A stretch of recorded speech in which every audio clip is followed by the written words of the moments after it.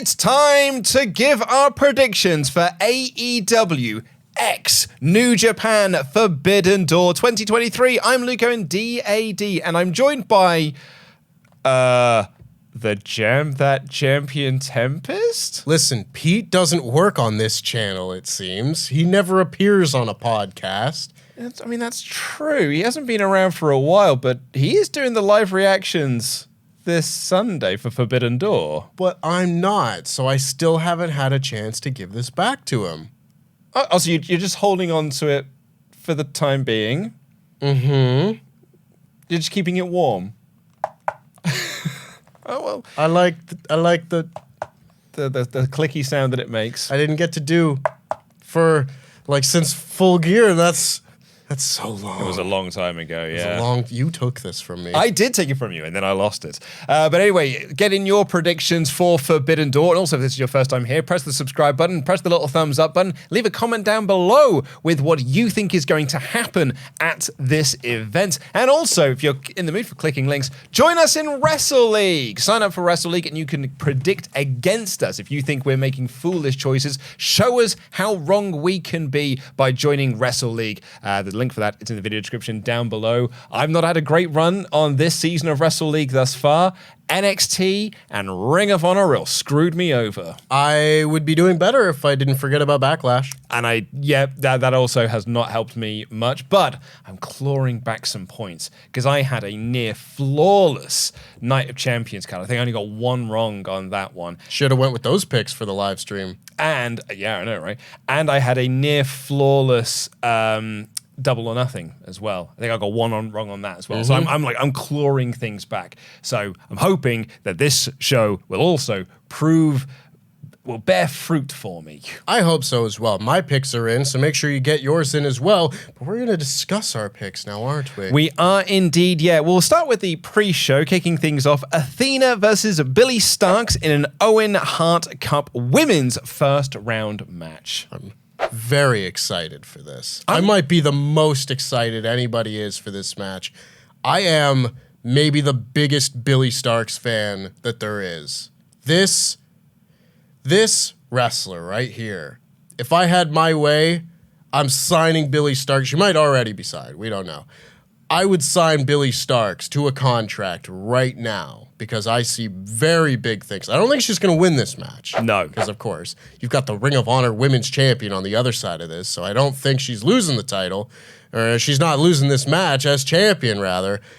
I think this could be a very fun little pre-show match here. The only swerve you might do on this is have Starkz pin her to set her up for a title match. I pin the champion, and then I get to have a title match on Ring of Honor. That would be the only argument I would make for Starkz getting the win here, but really, I think this is Athena's match to lose. Yeah. I'm just thrilled that Athena's made it to pay-per-view. Yeah. Sort of. It's a buy-in. Sort of. It's on the buy-in. But I'm like, Athena's been doing amazing work in Ring of Honor, and every time I see her doing her amazing work in Ring of Honor, I have this real oh man, I wish she was on Dynamite. I wish she was on Collision. I'm not saying that Ring of Honor is a hollow ground where she's kind of fading into obscurity, but I want to see her on Dynamite. This heel character she's got is dead good, and I want to see more of it. So I'm actually just thrilled that she's made it onto the pay-per-view, even if it is the buy-in. I am as well.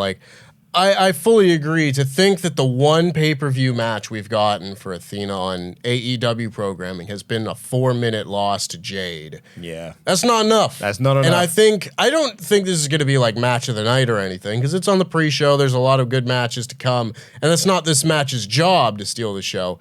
But I think these two have a chance to really step up and blow people away and exceed expectations. I'm very much looking forward to it, but I'm going with Athena. Hot Toronto crowd, first match on the night. That's not a dark match. I think they will. I think the crowd will be fully behind this and will be fully into it. We were discussing before we went on mic, will there be more matches announced? There's 10 matches on the card thus far. But could there be more matches announced on Collision? Could they just announce them? Because last year they had, 4 pre-show matches on Forbidden Door? There's only 1 announced thus far.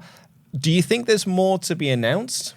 Maybe. Like, I think there are a lot of people, both in New Japan and the AEW roster, that just don't have anything to do. And I certainly would have thought that we would have seen FTR defend the tag titles against someone on this card. That's what I thought. Like the New Japan tag champs aren't anywhere to be seen either. Now, I would bet that Aussie Open getting hurt, or Mark Davis getting hurt specifically, probably derailed something there, and that would have been maybe one of the matches of the night.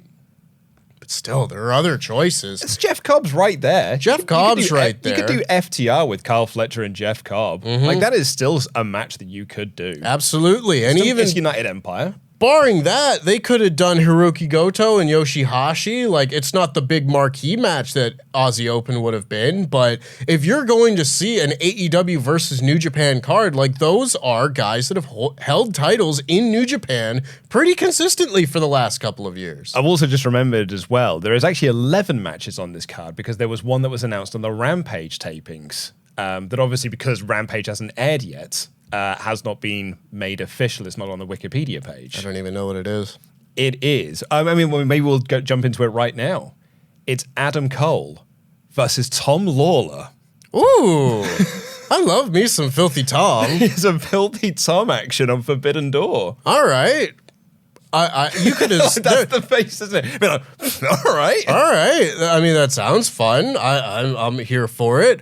Again, there's a lot of names that are not yet booked on this card, so maybe that is the full card at that point. But Yeah.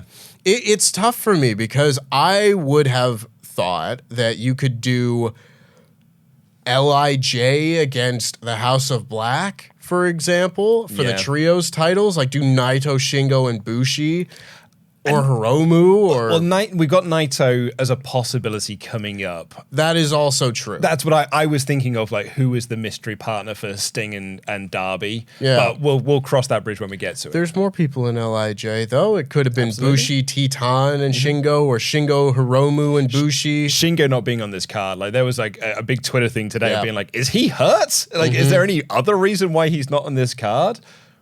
I don't know. But yeah, there's one of the problems that they've got here with, doing this for doing Forbidden Door and getting everyone on the card is you've got a big company in New Japan, a big company in AEW, but also Stardom. It's like it's got no presence here. Ring of Honor's not really getting much presence on here either, and it's like there's almost too many people to try and get onto one card. Not everyone can get a spot, which is why you end up with a 10-man tag and a trios match and a 4-way for the International Championship. Yeah. Trying to get as many bodies on the card as possible. And I understand that, but as we'll get into, like, the 10-man tag is an AEW match plus Tomohiro Ishii and Shota Umino. Pretty much. Which, I mean... It doesn't feel like the big AEW New Japan crossover that could be. Yeah. But I want to see, like, the trios of House of Black against an LIJ or an FTR tag match with whoever it might be. I want to make sure that people like Shingo are on this card, like Hiromu are on this card. Yeah. There's so many people that just aren't. But that'd be 2 years on the bounce that Takahashi's not been on the card. Yeah, because he got a fever last year. He got hurt, didn't he? He was supposed to be on the card and then got hurt. Yeah. That's right, yeah. So if Adam Cole, Tom Lawlor, I'm going Cole. I would also go Adam Cole. Yeah. And just for the record as well, I'm sure Edis Arelis would have sorted this out, but I'm picking Athena for the opening match. Just so we're clear, I'm picking Athena for the opening match. Speaking of that International Championship 4-way, Orange Cassidy defends against Katsuyori Shibata, Daniel Garcia, and my boy, Zack Sabre Jr. The tag match they had on Dynamite was a hell of a lot of fun. I thought they were going to do 2 singles matches here and doing just Cassidy and Zack with Shibata and Garcia, but I guess you're saving Shibata and Garcia as the singles match for the next Ring of Honor show. Yep. So it makes sense to put this as a 4-way here, and hot dog, am I dead excited for this one. I think this is going to be fantastic. I think this will be a great 4-way. I personally probably would have, like, preferred just seeing an Orange Cassidy Zack Sabre Jr. singles match. Samesies. It feels more New Japan style in that sense because they don't really do a lot of 4-ways. But that being said, this match is going to be so awesome, and I am not at all going to complain that we are getting Katsuyori Shibata in a big 4-way title match on a New Japan AEW crossover pay-per-view. I'm going to count my blessings here. Absolutely. I'm looking forward to the stare down that him and Cassidy have. They were on the same side this week, but there was that moment right at the end when Shibata's holding on to that belt pretty tightly before handing it back to OC. Yeah. It's funny because I don't think that this is the match to have Orange Cassidy lose the title. No. I personally thought it could have been that Swerve match from a couple of weeks ago. But this is not the match. I want his loss to come against somebody who finally takes advantage of all the injuries that Orange Cassidy's had. But that being said, boy, would I just like to see like a Shibata title run, like a summer title run in AEW, I haven't told you this yet because this will be on WrestleTalk Extra that goes out on Patreon next week. My pitch for Orange Cassidy's next big title defense, if he can hold on to it all out, this is my big pitch. It's Orange Cassidy versus Team TNA King of the Mountain match. Oh my God. Just it's Orange Cassidy defending against Jarrett, Lethal, Dutt, and Satnam Singh in a King of the Mountain match. The whole deal, he's fighting against so many odds there. He's on his own against 4 guys on the same team, 3 of which have got King of the Mountain experience. The other one could just probably reach up and hang the belt above the ring. Those are some odds for some Orange Cassidy to come back from. Does he win? Oh, of course he wins. Okay. And you have some real fun spots in there of Jeff Jarrett going to hang it up and Lethal being like, no, I'm going to be the guy to hang it up. And that's how Team TNA combust. What happens when one of them pins Orange Cassidy to be eligible, but then none of the others are eligible yet, and Orange Cassidy's in the penalty box? They have to pin each other, but they don't want to do that. Got to pin each other. It's like, not taking the pin here. I think there could be a lot of great comedy to be had. I thought you were going to say Orange Cassidy versus Minoru Suzuki. I thought that might have been the match they did at Forbidden Door. I thought so as well. We've been denied that match so many times over. I think Orange Cassidy retains here. Me too. I would have been more inclined to think that maybe a ZSJ win would have been possible in a singles match. Like, if anybody's going to take advantage of a hand injury or all these different injuries that Orange Cassidy is working through, I think ZSJ would be a great one to choose from. But in a 4-way, I think Orange takes it. Come on now, he's English. It's ZSJ. ZSJ. We say Z in Canada as It's true, you do actually, yeah, because you're correct. Yeah. You're a cool country. Yeah. That say things right and put U's in words. Yeah, regardless of what Don Callis thinks. People from Toronto. I also think Garcia has taken this pin. Yeah. Garcia is well eating the pin in this match. Yeah, absolutely. And that's what he's there That's for. why he's there. That's why he's there. The Owen Hart Cup kicks off with Satoshi Kojima versus CM Punk. Satoshi Kojima. What did I say? Satishi? I do apologize. Kojima versus Punk. Yes. Not the match that we would have thought for CM Punk. Absolutely and not not. announced in a way that you would have expected for CM Punk on this show. Absolutely Just, not. here's his name in a graphic, in a bracket. Yeah, because the reports are this was supposed to be Punk versus Kenta. Punk reportedly was open to the idea. Kenta was not. We all thought that maybe him just going off on Twitter being like, I ain't doing this match, was him just working us. No, it was him just flat out telling us, guys, I ain't doing this match. Stop pretending like this match is happening. I'm not going to let this man steal my move and then beat me with it. I'm not doing that. Exactly. Because Punk would have won. Yeah. And Kenta's not be like, I'm not letting him pin me with my own move. The move he invented. Yeah. I mean, yeah, fair enough. It's strange. It's wrestling stuff, but I think this match, again, has very high potential because Kojima is awesome. And I remember this is very reminiscent of when a lot of people thought we were going to get Jon Moxley versus Hiroshi Tanahashi at that All Out show in 2021, and instead we got Moxley versus Kojima, and everyone's like, That's not what I was expecting / hoping for. And then what we got was like an awesome 4-star match. I think this match has very similar potential here. I don't think there's much of a question about who's winning. Nope. But I think Punk's winning this whole thing.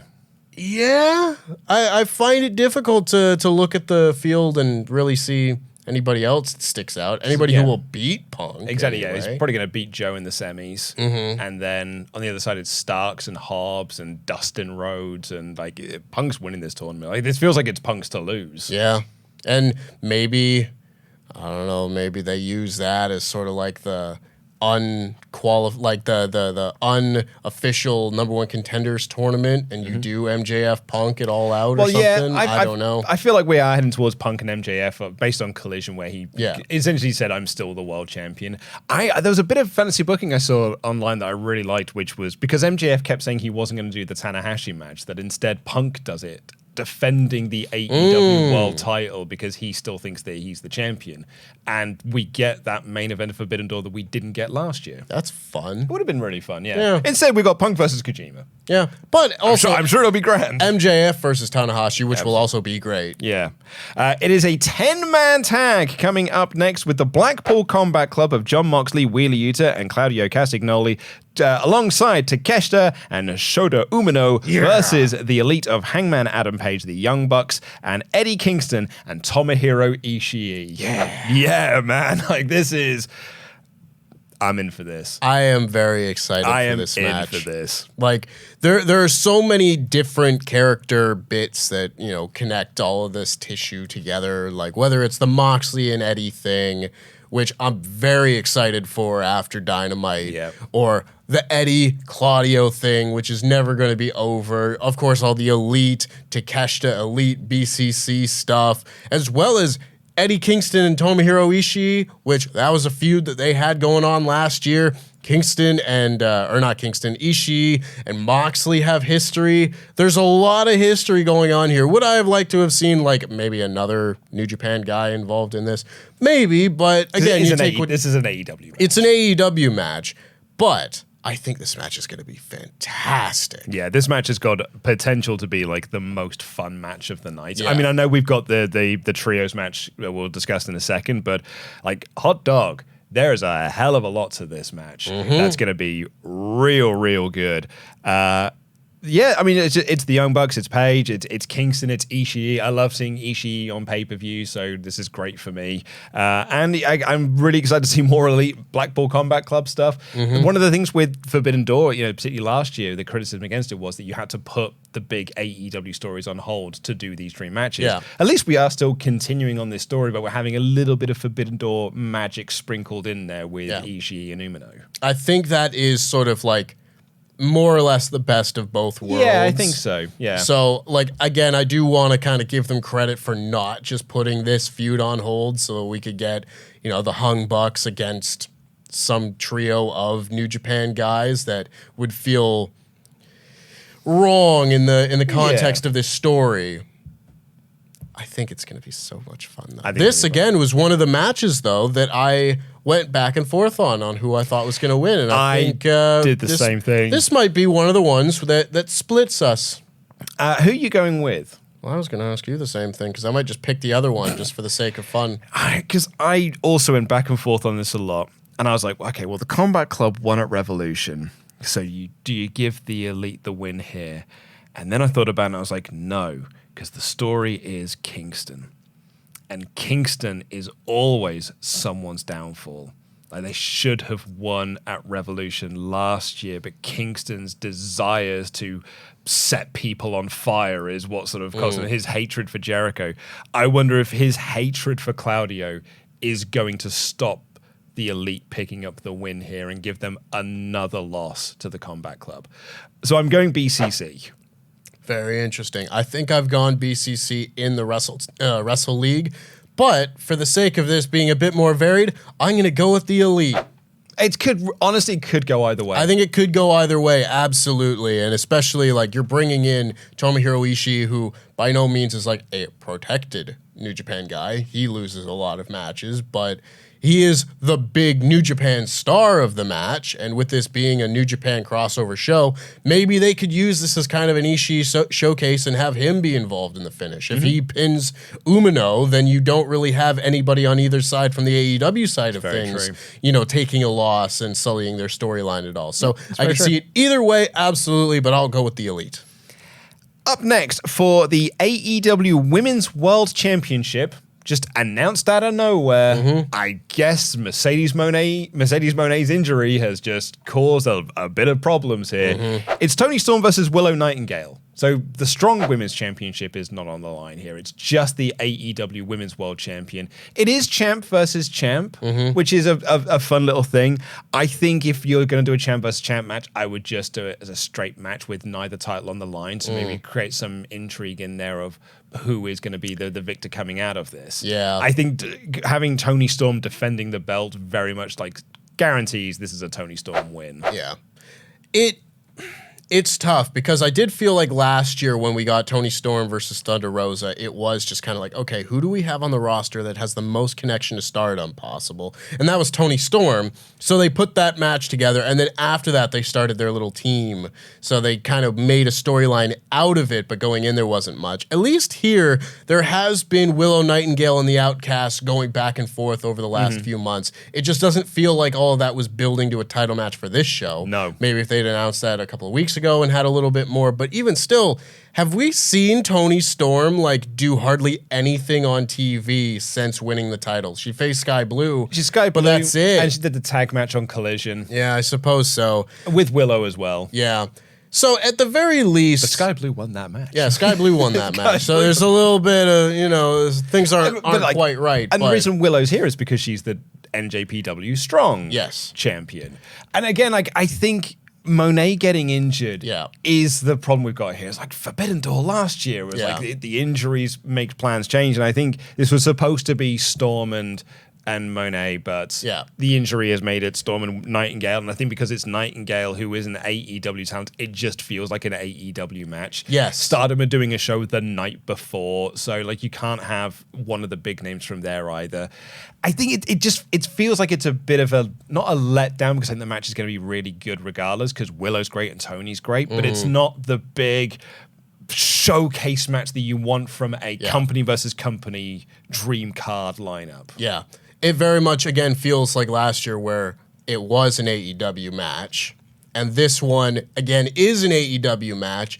And I don't want to put too much of that on them because, of course, Mercedes got hurt. Yeah. And again, if Mercedes Moné is facing Toni Storm on this show, that's probably a top 3 promoted match on the show. Would have been the top 3 main event. It would have been Danielson Okada, Omega Ospreay, and Mercedes and Tony. So losing out on one of those does hurt a lot, but this is as good of a backup as you could get. Yeah. I mean, would I, again, with Stardom having a show the night before, that does complicate matters, because I think this could have been one that would have really benefited by throwing a couple of Stardom girls in there and doing a 4-way match.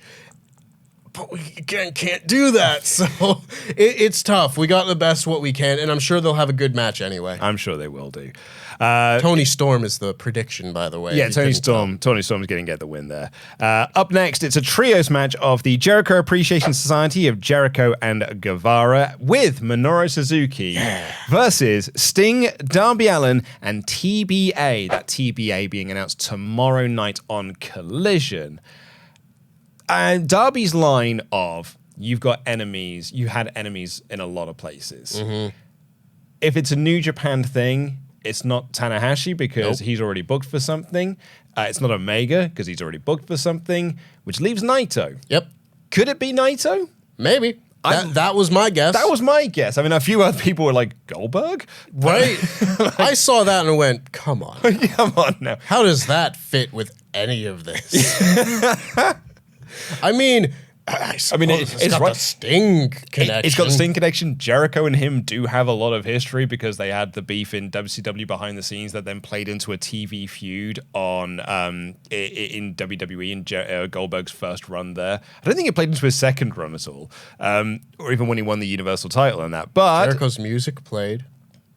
And it distracted Kevin Owens, and then Goldberg won the title. Oh, is that what it was? I mean, that is what happened, but they never connected those dots. So my guess is Naito. Yes. My guess is Naito as well, going through the list of people that Jericho wrestled in New Japan, or even since then.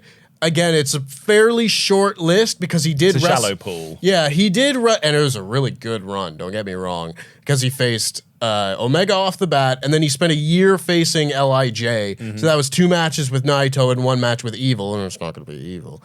You don't think it's going to be Evil? I don't think it's going to be Evil. No, you don't think it's going to be Evil? I don't think it's going to be Evil. And then he had a match with Okada, who's occupied. Redemption story. Oh, God, sure. Get the whole House of Torture on this card. That's what we're missing. Watching them as the House of Torture. And then we had the Tanahashi match, and then we had, it was pandemic time, so we didn't get any more of that. And then since then, he had a match on TV with Tomohiro Ishii, again, occupied, so it really does just leave Naito. I can't see it being anybody else. No, I can't see it either. And I think it's a good fit for this, Me really, too. because Naito wasn't on the card last year. I feel like not having him on the show 2 years in a row would kind of be cheating. Weird. Yeah, It'd be weird not Yeah. to have him on the show 2 years running. He's one of the biggest stars in New Japan, even if his fall from the main event has kind of been a running story for him in New Japan over the last couple of years. He's still one of those names where the music hits and everyone's going to know who Tetsuya Naito is. Exactly. I think it's this guy. I wouldn't be upset whatsoever. I think having Darby Allin teaming with Tetsuya Naito is just fun. Yeah, totally. You know? Tetsuya Naito and Sting? Yeah. What a weird world we're living in. We're going to see Sting and Minoru Suzuki in the ring together. That I hadn't even thought of, but you're absolutely right. Because the Sting match last year at Forbidden Door is the one that I think of the most. Mm-hmm. The 4-way was ace. Moxley Tanahashi was ace. Up and down the card, it was so great. It was all great. But I remember Sting and El Phantasmo. That's the thing that I think of. And Sting and the Young Bucks. Them doing the whole exaggerated back rakes and all this sort of stuff. So now I'm getting Sting and Minoru Suzuki. And look, it's Sting and it's Jericho. I don't care. It's Sting and Suzuki. It's Sting and Suzuki is what I'm interested in. I want to see Sting no-sell Suzuki chops, and then Suzuki no-sell Sting chops. It's going to be great. I can't wait. This is honestly one of the matches I'm most looking forward to on the show, because I don't think a lot of people thought that Jericho's Guevara and Suzuki match from last year was going to be the amazing opener that it got, but it was one of the best matches on the show as well. Yeah. So these are 2 really good trios, even though we don't know one of the members of one of them. These are 2 really good trios coming together, and this could be one of those sleeper pick match of the night type candidates. That being said, I think the main event kind of has to be, might be the best match ever. Well, that's the thing, yeah. You always want to say this might be the match of the night, but most shows don't have a match like Danielson Okada on it. And Omega Ospreay And Omega too. Ospreay. Who do you have winning this one, though? I've gone with, because it's a surprise, I've gone for the good guys. Mm-hmm. I've gone for Sting, Darby, and TBA. Just because I think if you are saving an announcement, I've gone with them to get the win. Yeah, it was one of those ones where it's I could kind of see it going either way, but given the storyline again with Jericho and Guevara right now, totally. Where maybe we're heading towards a breakup, and there's this sort of play it straight, and Jericho doesn't need you, or Jericho needs you, you don't need Jericho, that sort of thing. I could see some sort of tension between them costing them the match, so I think it's going to be the mystery partner plus Darby and Sting I think trio so too. as well. I agree. Choked up about it. Which brings it into our essentially our 4 main events that we've got on this show. It's a quadruple main event, everyone. Opening first, the AEW World Championship as MJF defends against Horseshoe Tanahashi. This, funny enough, when they announced Forbidden Door last year, I did a show with Denise Salcedo, and we kind of got here are our predictions for what matches you could do. And that was the match I wrote down. It was before, neither of them were champions or anything, but I was MJF Tanahashi, the ace of New Japan versus the punk of All Elite Wrestling. That's the match I would like to see. And I'm getting it now. Yep. It's a foregone conclusion MJF's winning. Yeah. Of course it is, but I don't mind. And I don't mind that Tanahashi could barely move these days, and watching him walk around the ring just makes me a bit sad. But somehow he still pulls out that Tanahashi magic, because he just plays an air guitar and does a high fly flow, and I'm like, oh, he's still great. Sure, he was really stiff when he was walking down to that ring, but then he did a move and he's awesome. Hiroshi Tanahashi is maybe the best big match wrestler of all time. And even if he is at 50% of what he usually is or used to be, he will still pull out a 4.5-star match. And I genuinely think that is what we're going to get here. I think MJF being MJF and really playing up the sports entertainment side of it, as he's one to do with loads of trash talk, loads of theatrics, mixing that with the ace, the poster boy of New Japan Pro Wrestling, who's going to try and teach him a lesson with some real good old-fashioned New Japan wrestling. I think those two are going to mix together brilliantly. Yep. I kind of wish that this was the sort of match where it's like if you could take Tanahashi from like 6 years ago and put him into today and just have him be like a phenomenal like athletic specimen and really be at the height of his powers, and maybe you could see like, I don't think the timing would work out anyway for MJF to lose the title. No. But if this was a younger Tanahashi, I think Tanahashi as AEW World Champion for like a summer would be so cool. We said this last year, like, yeah, sure, you've got the interim world championship, you're crowning a new champion and all this sort of stuff, but it would have been kind of weird and fun for Tanahashi to have won the belt. Yeah. Even if he had held it for just a month and then Moxley wins it back or something. Because the interim world championship, it didn't matter. It matters a bit more now because this is just the world title. I'm going with MJF. I'm assuming you're doing the same. I'm going with MJF here. There's a lot of things cooking right now for MJF with a lot of different challengers. But this should be an absolutely fantastic match. I'm really looking forward to it. I'm glad we're getting a couple of world title matches that are singles matches as well. Same. And that is our next one here. It's Jungle Boy Jack Perry going for the IWGP World Heavyweight Championship against Sanada. Odd match. This is a very strange match. We were talking about this last week when they announced this match, and you made the point of the problem with Dream Show matches like this, and you got your world titles, is that you have to have the not as big stars go for the world titles. Tanahashi is like one of the biggest names in New Japan, but he is the star you can beat. Yes. He's not a protected star within New Japan. Not anymore. Not anymore, anyway. You're absolutely right. So, like, Jungle Boy going for Sanada, you can't have it be Punk. Right. You can't have it be Omega or Paige, or maybe Paige, because Paige is a star you can beat.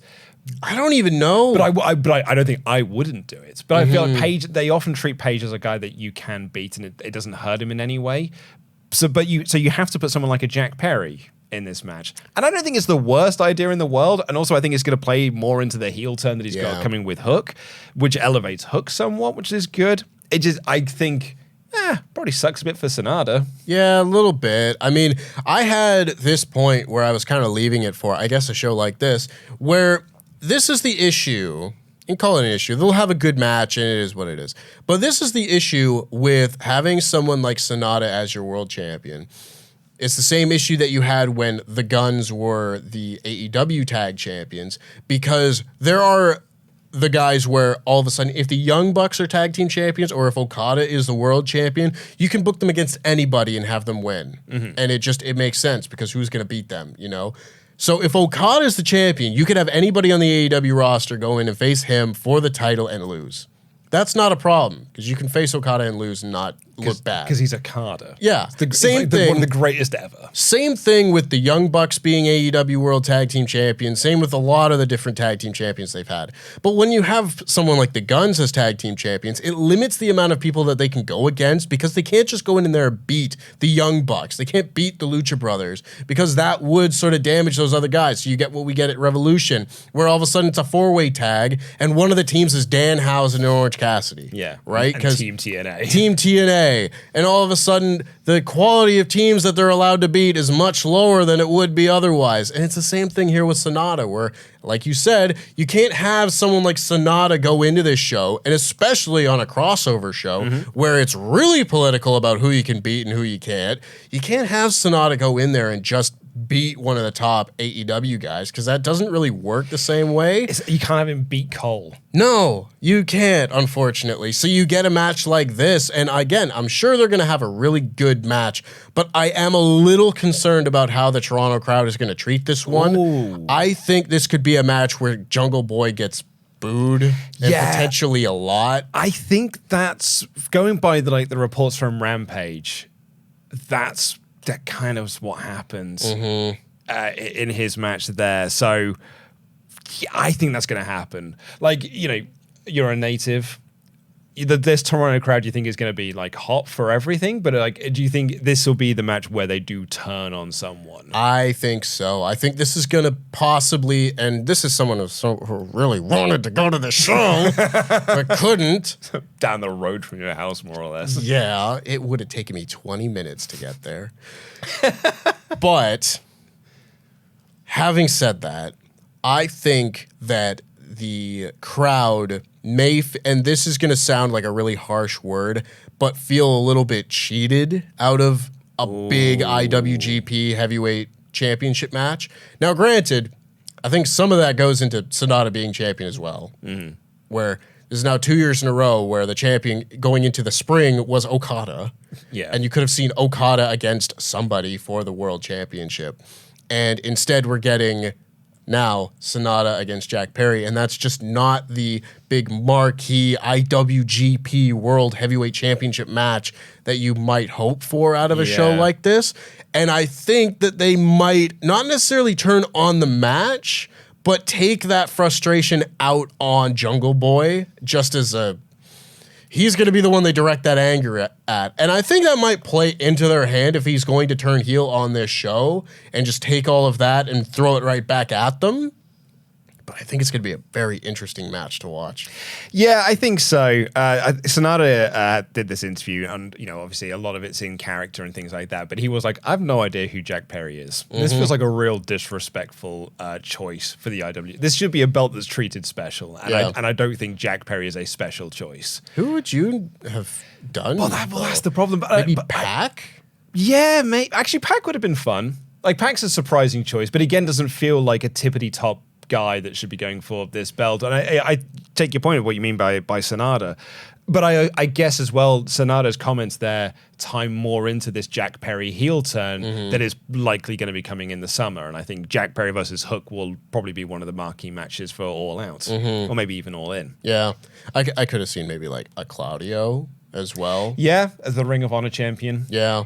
I think if you had done maybe something like, you know, again, and I'm not advocating for a ton of four-ways or anything like that, but this might have been one that could have benefited from it, where if you did like Malachi Black, Pac, Shingo, and Sonata, all of a sudden there's a lot of star power in that match. And even have Jungle Boy be involved in one of those, like have him be one of the guys instead of Malachi or whatever you want to do. But I don't know. We'll see. But here are our two big matches. Holy heckins. Like, I mean, both of these were announced while I was away. And I got back to just this, like, incredible bit of news. Because in my lifetime, I'm going to get to see Bryan Danielson versus Okada. Yep. Oh, man. Like, and this is the most incredible thing about this show. I know there are some people who are a bit down on this card because it's not every match is a dream match. I couldn't give a rat's ass. You could have loaded this card up with the Guns and a bunch of other people I do not care about, because you're giving me Danielson versus Okada. Yep. You could have just given me this match and I would have been a happy boy. But it's on the same card as Kenny Omega Ospreay too. Which is like any other night, this would be like, oh, this will be a match of the year contender. Yep. But it's going up against what was already a match of the year contender in January. I don't think there has been a match that has come within an arse's roar of being as good as Okada Ospreay. Omega Ospreay. The only one I've considered in contention is the MJF Bryan Iron Man match. Yeah, that's it. That's it. Because like that Omega Ospreay match at Wrestle Kingdom was gosh darn perfection. And we're getting it again here. And somehow, because that match was so good, I mean, like, Danielson versus Okada's got a tough act to live up to. Danielson Okada has got a tough night to live up to. But this match is going to be something real special.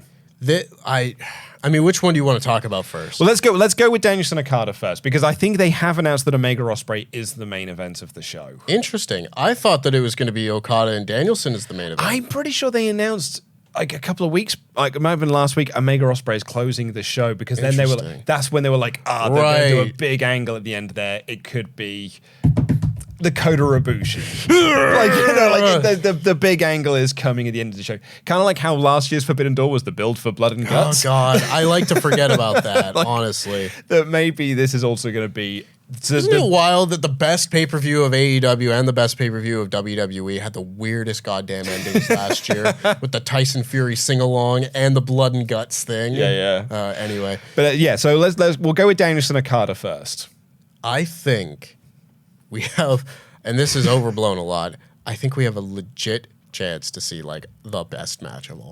It could be, man. You know, I am still of the belief 5 years later that Omega Okada 4 is the greatest match in the history of wrestling. How many people can you say are potentially better than Kenny Omega in the ring?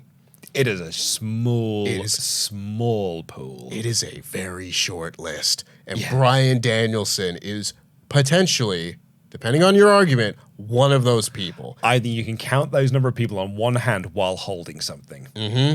And this is a match in front of a crowd that wants to see it. That's right. This has the dream match feel. This is in front of like a dream match ready crowd.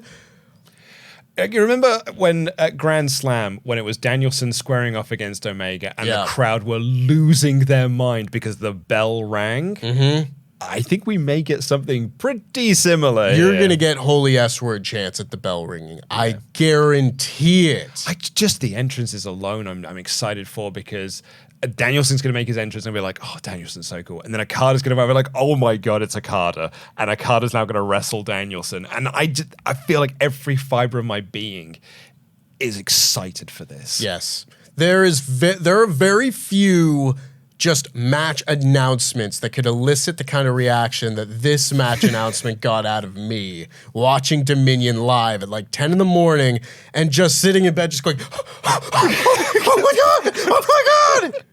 I can't wait. This has match of the year written on it, and that might be an understatement. Yeah, pretty much. Just madness. It is. But who do you think is winning? This is another very good question. In Wrestle League, I've gone Danielson. Interesting. In Wrestle League, I've gone Okada. Really? Yep. I didn't know. Yep. I didn't know, so I just went Danielson. And I've got, honestly, no argument. I've got no argument for my pick. I just went with my gut. Yeah. The only thing I thought of when I was picking a winner here was that Danielson said in his promo that he's the litmus test of great. And this is like, I don't think Okada necessarily needs to prove his greatness by any means. But if that's the story of prove to me that you're great, I think Okada beats Danielson. That's a good argument. Like, I actually am the best of all time. Yeah, that is a good argument.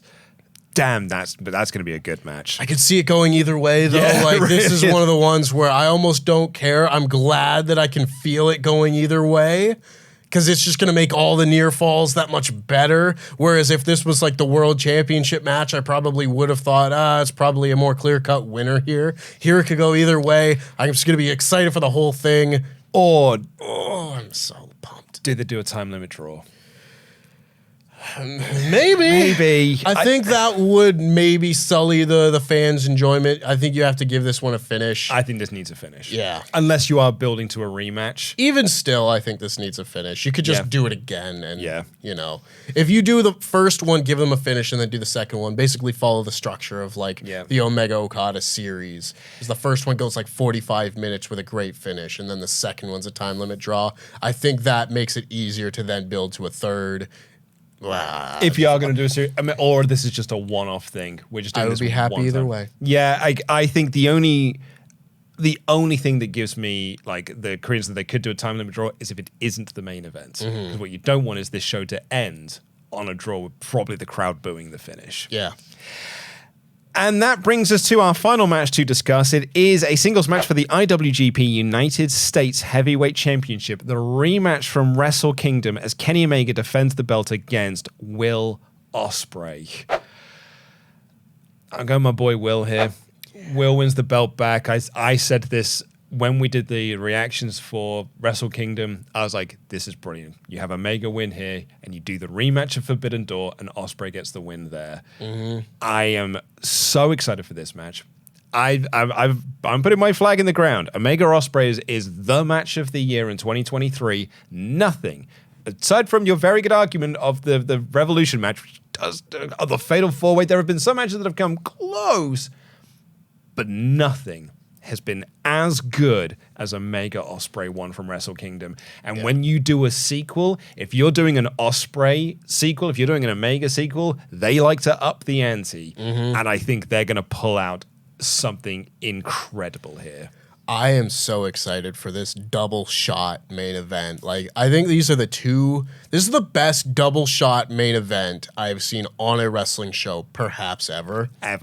Like, what can you compare it to? I don't know what you could compare just Danielson and Okada to, let alone pairing that with Will Ospreay and Kenny Omega. But my word, I'm going to be so excited just to see how this match differs in terms of style from their Wrestle Kingdom match, because Kenny Omega is very much someone who tailors his style based on the promotion he's in. Kenny Omega in New Japan is a different wrestler compared to Kenny Omega in All Elite Wrestling, and both are absolutely fantastic, but he knows how to work a North American crowd, and he knows how to work a Japan crowd, and they're very different, so the match styles are different. I'm going to be so excited to see what this looks like on like a North American pay-per-view kind of card compared to a big Tokyo Dome main event kind of match. Do they top themselves? Well, that's the thing. Like, are we going to do a third match in the series? I think so. Because Wembley. We have got Wembley coming up. And I think you do the third match at Wembley. You want a big match for that? The only other big match I think you could do that would top doing Omega Ospreay 3 is doing Omega Danielson 2. Yeah. That would be my only thing. But then I was like, you could do Danielson, Zack Sabre Jr. I've said my piece on that, though. That's too much of a technical match for a 90,000 seat building, or a stadium rather, because I'm not putting anything past Danielson. I agree, but like if you're up in the nosebleeds, you ain't seeing any of the intricacies of that match. You are not going to get the enjoyment out of that match that you would if you were just sitting at home and watching it, or on the on the ground level watching it. But yeah, those are the only two matches I could think that would be like Wembley worthy. Would be Omega. I mean, actually, there's a whole bunch of matches you could do, but Omega Ospreay 3 or Omega Danielson 2. But Omega Ospreay 3, man, that would be like that. So yeah, do you do all of it now because this is it? Or do you do all of it now, but save that little bit extra because you know there's that third match coming? I think that's what we get here. I think Will wins the title back, and I think you do the rubber match in Wembley, and that would like absolutely put the stamp on there's your feud of the year in the Observer Awards. Here's your trilogy of matches that they like to do all in one year and be like, 2023 is the year of Will Ospreay and Kenny Omega matches. And everyone will remember it as such, and I think it's going to be fantastic. Be awesome. I think they're going to leave it all in the ring in this match. I think Will is going to win the title back. I think you end this show with the Blackpool Combat Club beating the hell out of Kenny Omega, and you hear Kota Ibushi's music. Yeah. Because we've got, the Bucks, Hangman Page are there. So you've got all of the elite there to do your big stare down angle at the end. Don Callis is effectively aligning himself with Will Ospreay, or at least offering his services to Will Ospreay. So I think he's going to be playing into the finish somewhat. I think this is going to be awesome. As much as I was excited at the prospect of Double or Nothing ending with Kota Ibushi coming out and saving Kenny Omega, to have that at the end of this match, at the end of this pair of matches, at the end of this show, with everything that we've just said going into it, with all of the really heated angle that is the Blackpool Combat Club and the Elite, with their match earlier in the night, I think that is a for sure, as if it wasn't already, but a for sure stamp on this show as show of the year. Yeah, there's a lot here, man. There's a lot to unpack. I think there's going to be some really good talking points coming out of this match as well. I'm excited. I'm looking up and down this card, and I'm excited. I think that trios match is going to be fun. I think MJF Tanahashi is going to be great. Combat Club versus like the Elite with Ishii and Kingston. I think the four-way is going to be awesome. I think there's a lot and then with all of that, Danielson Okada, which has the potential to be the best wrestling match ever, and Omega Ospreay too. Yep. Oh, man. What a show we are looking forward to. What a show. And we're going to be doing live reactions to it. It's going to be Chopper Pete Quinnell and the Professor Dan Layton, the Truth Dan Layton, doing the live reactions here on the WrestleTalk Podcast channel. And then on the Monday, no Collision review this week because we're going to be reviewing Forbidden Door instead. It's going to be myself and Chopper Pete Quinnell. Missing out on Tanahashi versus Swerve. Well, I'm going to watch it. I'm going to watch it, yeah. Yeah, but we're just not going to be reviewing it on Monday because we're going to be very focused on Forbidden Door. But we're doing that review on Monday. We've got a packed old week because the week after that is Money in the Bank. So we've got Money in the Bank predictions next week with the return of Jam in the Jar. So there's a hell of a lot coming up on the WrestleTalk Podcast channel. So please do get your subscribe buttons in right now if you've made it this far. Give us a little thumbs up as well. Leave a comment down below. Tell us what you think is going to happen on this show. I'm excited. I'm sure you're excited. I'm so excited. 1 year of me here in the UK. That's right. What a celebration. Literally on the anniversary of me landing. Yeah. So, I mean, if anything, that's a reason to celebrate. Come join us on Monday and join us on Sunday for the reactions and the reviews. Until then, I've been Luco and DAD. That has been Tempest. Jam that jam.